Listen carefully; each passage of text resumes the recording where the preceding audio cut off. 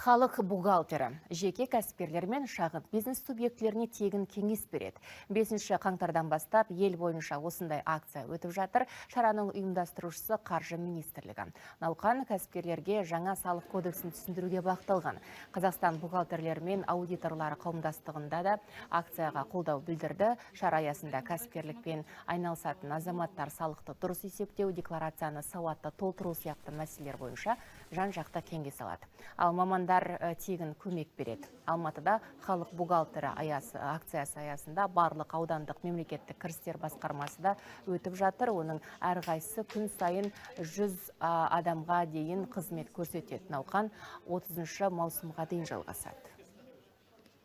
В основном к нам обращаются по вопросам. Бізге негізінен өзін-өзі жұмыспен қамтығандар жаңа режимге көшу үшін хабарласады. Жеке кәсіпкерлік қызметін тоқтатуға қатысты сұрақтар көп қойылады. Біз оларға қалай жұмыс істеу керек, қандай қосымшаны жүктеп алғаны жөн, және түбіртекті қалай басып шығару қажеттігі туралы кеңес береміз. Ал егде жастағы адамдарға ақпараттық жүйені пайдалану бойынша нақты көмек көрсетеміз.